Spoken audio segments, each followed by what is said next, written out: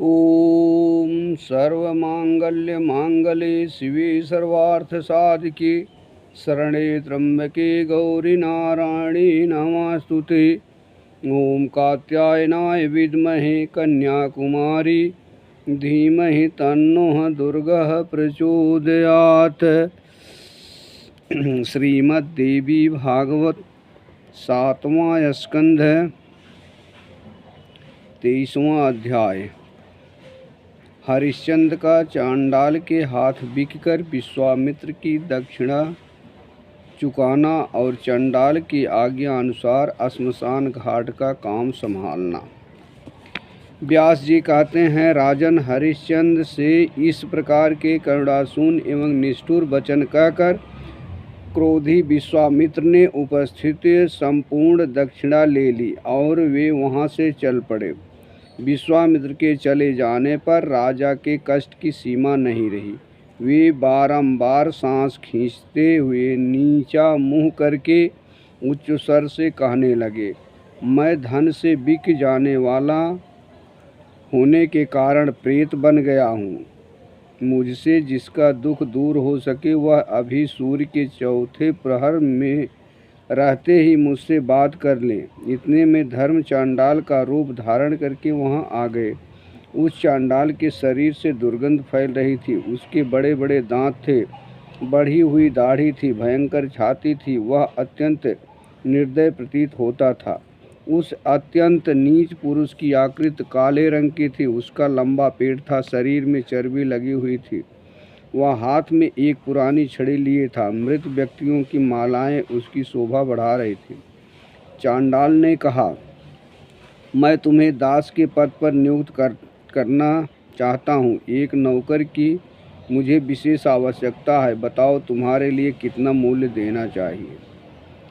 व्यास जी कहते हैं, राजन, उस चांडाल का वेश बड़ा ही डरावना था। उसके अंग अंग में निर्दयता भरी थी।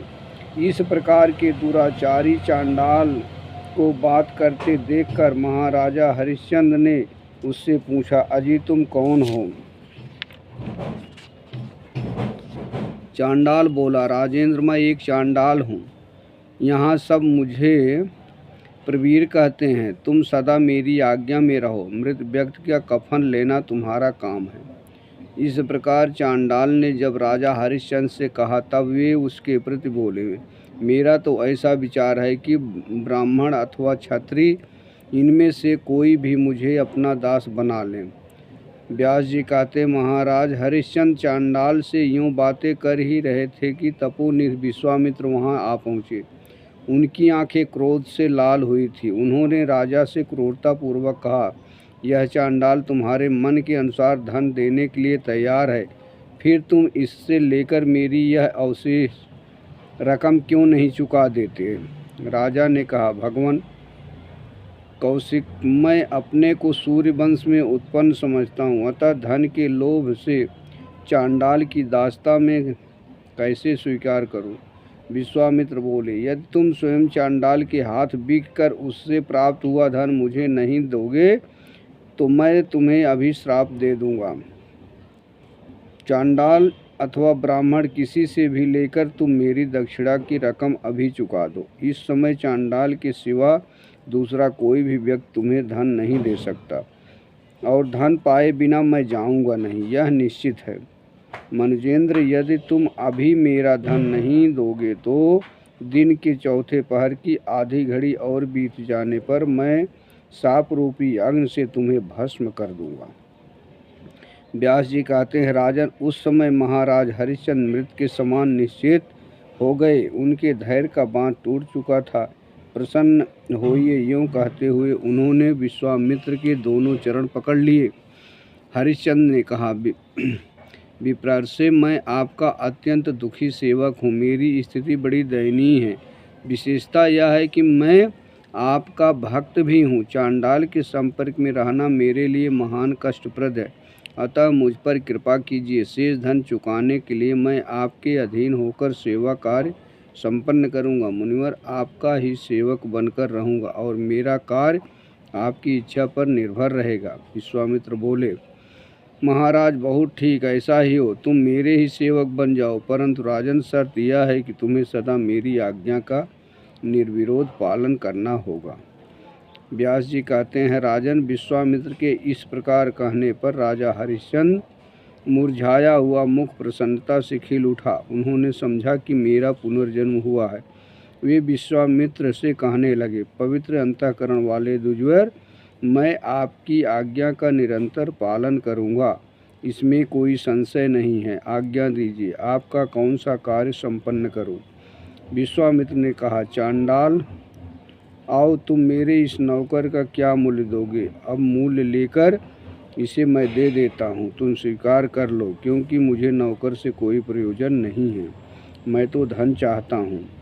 व्यास जी कहते, राजन, जब विश्वामित्र ने इस प्रकार कहा तब चांडाल के मन में प्रसन्नता छा गई। उसने तुरंत निकट आकर मुझसे कहा। चांडाल बोला, प्रयाग की सीमा 10 योजन के विस्तार में है।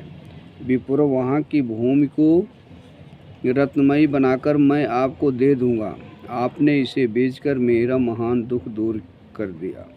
व्यास जी कहते हैं, राजन, तदंतर चांडाल ने सोना, मणि और मोतियों से युक्त हजारों प्रकार के रत्न श्रेष्ठ विश्वामित्र को दिए तथा उन्होंने स्वीकार कर लिए। राजा हरिश्चंद्र का मुँह किंचित मात्र भी उदास नहीं हुआ। उन्होंने धैर्य धारण करके यह मान लिया कि विश्वामित्र मेरे स्वामी हैं, ये चाहे जो कर सकते हैं, बस मुझे तो वही कार्य करना है जिसे करने के लिए वे आज्ञा देंगे। ठीक उसी समय आकाश वाणी हुई, महाराज, तुम दक्षिणा देकर ऋण से मुक्त हो गए। इसके बाद राजा हरिश्चंद्र के मस्तक पर आकाश से पुष्पों की वर्षा होने लगी। इंद्र सहित संपूर्ण शक्तिशाली देवता महाराज को बार बार धन्यवाद देने लगे। अत्यंत आनंद में भरकर राजा हरिश्चंद्र ने विश्वामित्र से कहा। राजा बोले, महामते, मेरे माता पिता और बंधु आप ही हैं, क्योंकि क्षण भर में ही आपने मेरे ऋण रूपी बंधन को काट दिया। आपकी कृपा से अब मैं ऋण हो गया हूँ। महाबाहो, आपका वचन मेरे लिए कल्याणप्रद है, कहिए कौन सा कार्य संपन्न करूं? इस प्रकार राजा हरिश्चंद्र के कहने पर उनके प्रति विश्वामित्र बोले, राजन, आज से इस चांडाल की आज्ञा का पालन करना तुम्हारा परम कर्तव्य है। अब तुम्हारा कल्याण हो। यूँ कहकर विश्वामित्र ने धन ले लिया और वे वहाँ से चल पड़े।